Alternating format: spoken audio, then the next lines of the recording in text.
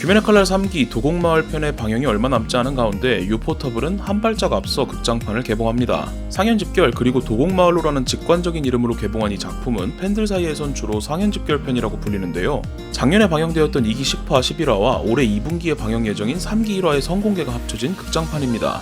한국에서도 3월 2일부터는 볼 수 있지만 이 3명이 어떻게 뽑혔을지가 너무 궁금했기에 저는 여행 도중 무작정 일본 현지의 한 영화관으로 향했습니다.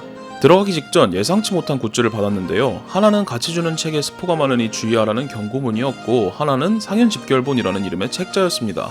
이 책이 상당히 알찬 구성으로 되어 있었는데 시리즈별 간단 요약과 스틸컷, 성우들의 인터뷰가 수록되었고 도우마, 고쿠시보 등의 상현 오니들과 3기 등장인물들의 원화도 볼 수 있어서 아주 만족스러웠습니다. 그 외에도 영화관 한편에 귀멸의 칼날을 비롯한 다양한 영화 굿즈들을 살 수 있는 공간도 있었는데요. 역시 공식 스토어니만큼 구매욕을 자극하는 퀄리티 높은 굿즈들이 많았습니다. 여건이 맞는다면 국내에도 도입되면 좋겠네요. 우선 간단히 스토리부터 보겠습니다. 이번 극장판은 앞쪽의 1, 2기와 무한열차편의 하이라이트가 빠르게 스킵되듯 지나간 후 다키 규타로전, 상현집결, 도곡마을 방문이 쭉 이어지는 흐름으로 구성되어 있었는데요. 2기 파트는 애니에서 추가된 장면 없이 10화와 11화가 그대로 붙어 있었습니다. 회상도 포함해서 말이죠. 이후 화면은 2기 장면이었던 비파 소리와 함께 무한성에 소환된 아카자로 넘어갑니다. 다키와 규타로의 죽음에 분노한 무잔이 다른 상현들을 소집한 것이었죠. 때문에 103년 만에 모든 상현이 한자리에 모이게 되고 처음으로 상현 전원이 소개됩니다. 이윽고 무한성 천장에 무잔이 나타나 어째서 푸른 피 하나를 찾지 못하냐며 상현들을 질책하자 상현의 오 쿄코는 자신에게 정보가 있다고 말합니다. 이에 무잔은 쿄코와 상현의사 한텐구를 도곡마을로 파견합니다. 한편 싸움의 여파로 혼수 상태에 빠져있던 탄지로는 화투 모양의 귀걸이를 한 검사의 꿈을 꿉니다. 탄지로와 똑같이 생긴 남자가 그에게 감사를 표하지만 검사는 자신은 그저 소중한 것을 지키지 못한 사람일 뿐이라며 자책하죠. 그 말을 듣고 슬퍼하는 남자의 말을 마지막으로 탄지로는 오랜 혼수 상태에서 깨어납니다. 카나오 아오이와 스미 키오 나오의 정성스러운 간병으로 주인공 3인방은 몸을 완전히 회복할 수 있었고 제니치와 이노스케는 임무에까지 복귀했지만 탄지로는 칼이 망가져 복귀할 수 없었습니다. 이에 탄지로는 화가 난 하가네즈카를 만나러 도곡마을로 향합니다. 도곡마을의 촌장이자 대장장이인 테치는 탄지로를 환영하며 칼이 완성될 때까지 온천을 하며 쉴 것을 권유하는데요. 이에 온천으로 향한 탄지로는 입구에서 연주 칼로지 미치리를 만납니다. 칼로지는 탄지로를 반기면서도 누군가에게 인사를 무시당했다고 슬퍼하지만 밥이 다 되었다는 말에 금세 회복하죠.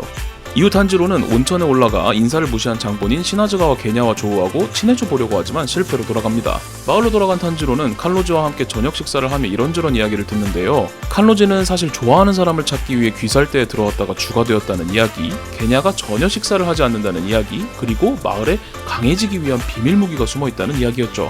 이튿날 탄지로는 그 비밀 무기를 찾기 위해 숲속으로 향하고 어린애와 말다툼을 벌이고 있는 무이치로와 그 뒤에 화투 귀걸이를 한 채 우두커니 서 있는 검사를 발견하며 영화가 마무리됩니다.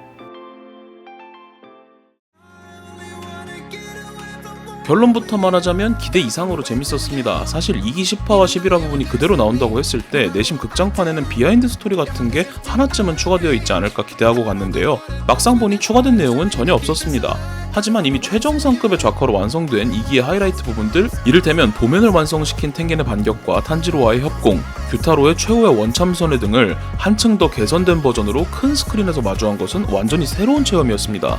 2기를 수차례 돌려보면서 저는 이 파트가 무한열차편처럼 극장판 버전으로 나왔으면 어땠을까 하는 궁금증이 항상 남아 있었는데요. 연출과 작화만큼은 무한열차편과 비교해도 전혀 밀리지 않을 정도로 화려했고요. 더욱이 사운드 측면에서도 TVA 버전으로 볼 때는 어떤 기기를 사용하느냐에 따라 사운드의 완성도도 제각각 다르게 다가오겠지만 극장판의 경우에는 잡음이 없는 환경에서 풍부한 사운드를 제공받으니 훨씬 몰입감이 있다고 느껴졌습니다. 특히 규타로의 과거 회상과 다키를 업고 걸어가며 서사를 끝맺는 마지막 장면에서의 BGM이 장엄하면서도 비극적으로 느껴져 가장 인상 깊었었던 것 같네요.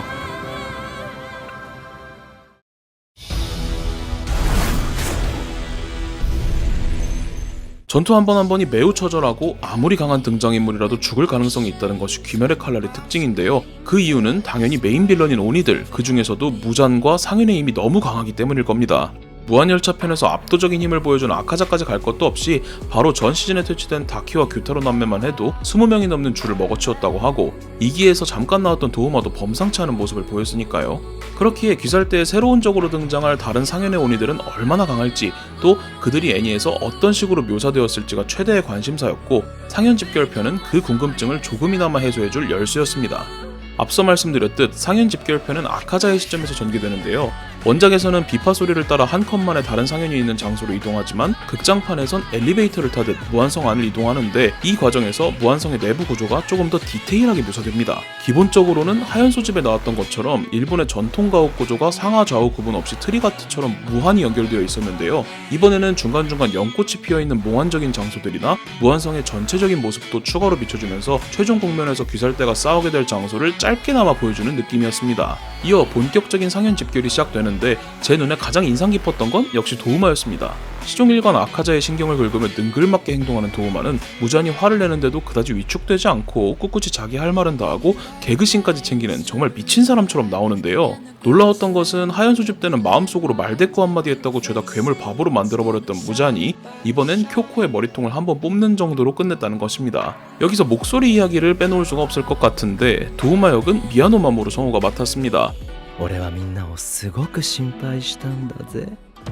데스노트의 라이토, 슈타인즈 게이트의 오카베 린타로 등으로 광기 연기의 아이콘이 된 성우인데요. 2기에선 너무 짧게 나와서 아쉬웠는데 상현 집결편에서는 대사량이 많습니다.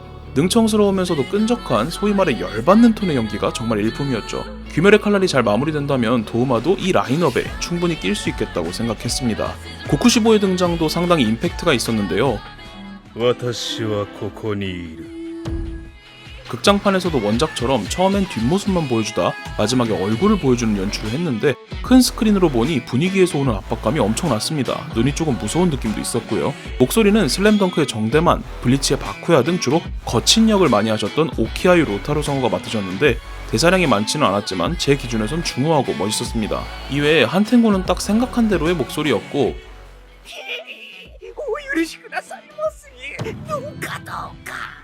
큐코는 톤은 다르지만 연기의 분위기가 엠모와 비슷했던 것 같네요. いやはやお元気そうで何より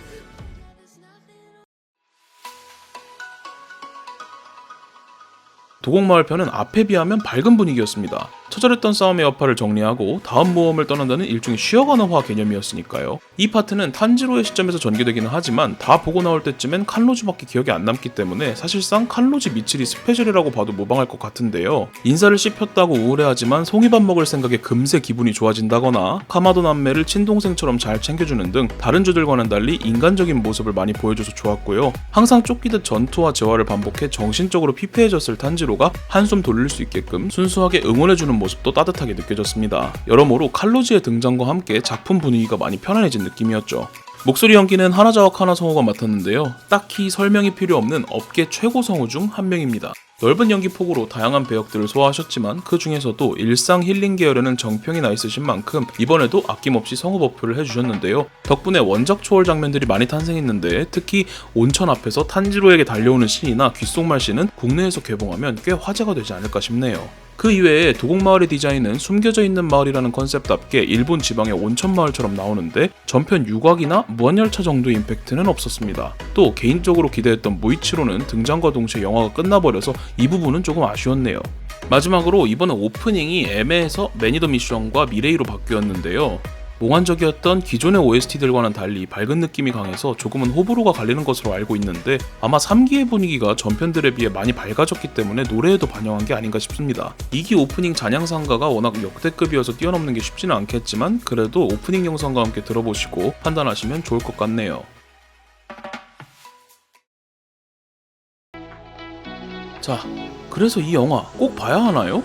말씀드렸듯 일단 이번 극장판은 원작과의 차이가 거의 없습니다. 그리고 앞부분 2기 파트에 특별한 비하인드나 쿠키 영상 등이 추가되지 않은 것으로 보아 아마 3기 파트도 애니 버전과 차이가 크게 없을 것으로 보이기는 합니다. 즉 조금만 기다리면 애니로도 볼 수 있고 안 본다고 해서 스토리에 문제가 생기는 것도 아니라는 거죠. 하지만 그럼에도 저는 보시는 걸 추천드립니다. 제가 앞서 적어놓은 긴 리뷰들이 그 이유가 되겠지만 다른 무엇보다 이게 이 작품 역화와 액션을 극장에서 안 보는 건 너무 손해예요. 아깝다고 생각합니다. 리뷰는 여기까지입니다. 재밌게 보셨으면 구독, 궁금하신 게 있으면 댓글로 남겨주세요. 발자국 연구소였습니다. 감사합니다.